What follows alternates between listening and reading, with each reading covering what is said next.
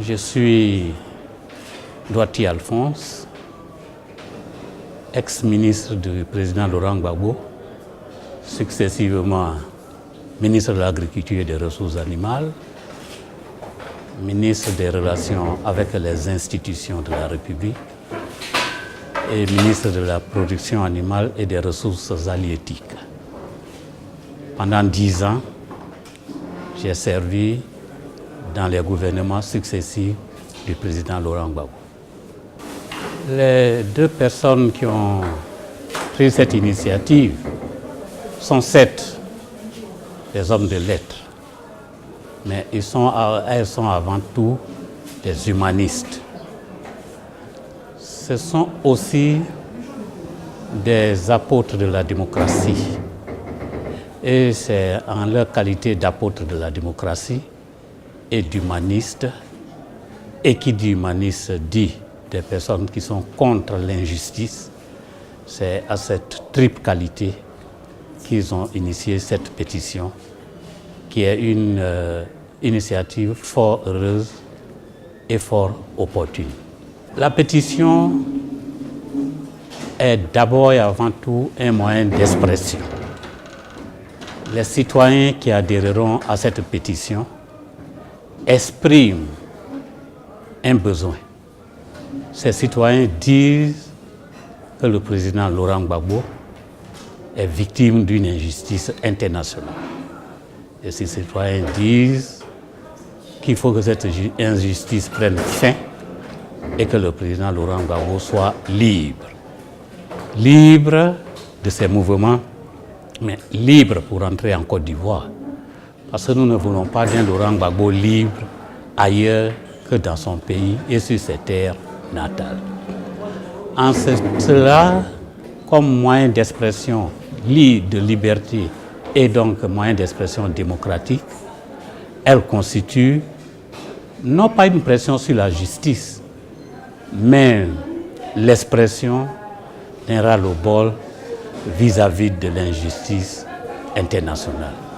Et par conséquent, elle interpelle cette pétition. Elle demande que justice soit faite, car au fond, nous avons tous suivi ce qui se passe à la CPI. On a du mal à comprendre qu'est-ce qui est reproché finalement au président Laurent Gbagbo. Et puisque la règle, c'est la liberté, et que l'embastillement est quelque chose d'exceptionnel, dès lors que la chose est coincée comme on le voit, il faut recourir à donner la liberté à l'individu qui est concerné. Parce que la liberté n'a pas de prix. Le plan d'action, et là je vais commencer par la fin de votre question. Le lancement, dis-je, n'est que le début de la vraie opération. Cette pétition se fera sous double forme. Vous avez vu qu'il y a la forme physique et la forme électronique. La forme électronique s'adresse à tous ceux qui sont sur l'Internet. La forme physique s'adressera à l'ensemble de la population ivoirienne en milieu urbain qu'en milieu rural. Mais les choses seront organisées de façon méthodique à nouveau. Les animateurs de la pétition parcourront toute la Côte d'Ivoire, toutes les régions, organiseront des rencontres et des équipes partiront dans tous les rameaux de Côte d'Ivoire, tous les hameaux de Côte d'Ivoire pour présenter l'information. Aujourd'hui, ici à l'hôtel où nous sommes, il a été possible de récolter 29 000 signataires en moins d'une journée. C'est dire que c'est un travail qui va se faire et qui touchera tous les Ivoiriens. Ce n'est pas une opération coercitive, ce n'est pas une opération de force, c'est une opération de dissuasion. Et ce que nous venons d'observer aujourd'hui montre que les Ivoiriens, à l'unisson, demandent une seule chose, le retour de Laurent Gbagbo. Et c'est ce retour-là qui est présenté désormais en Côte d'Ivoire comme la condition réelle de la réconciliation. Voyez-vous, vous m'avez posé la question de savoir qu'est-ce que j'ai à dire au gouvernement. Je dirais tout simplement au gouvernement d'écouter les Ivoiriens qui veulent la réconciliation, mais que la réconciliation passe par la libération du président Laurent Gbagbo. Il n'est pas possible de maintenir hors de la sphère des débats nationaux la moitié, sinon plus de la moitié de la population. Oui, on peut faire adopter des attitudes astucieuses, même des attitudes répressives, mais tout cela a des limites. Seule la démocratie, et cela dans la réconciliation, la vraie, permet alors d'établir la vraie légitimité et par conséquent de rassembler tout le peuple ivoirien. Donc le message, il faut que les gouvernants écoutent les Ivoiriens qui veulent la réconciliation à travers le retour du président Laurent Gbagbo. Votre mot de fin? Mon mot de fin est que cette pétition porte la terminologie pour dire pétition internationale pour la libération de Laurent Gbagbo. Il faut entendre par Laurent Gbagbo le symbole premier, le plus grand symbole de l'injustice internationale qui s'abat sur la Côte d'Ivoire depuis le 11 avril 2011. Quand nous le disons, c'est donc un ensemble, tout un complexe. Cela inclut le ministre Blé Goudé Charles.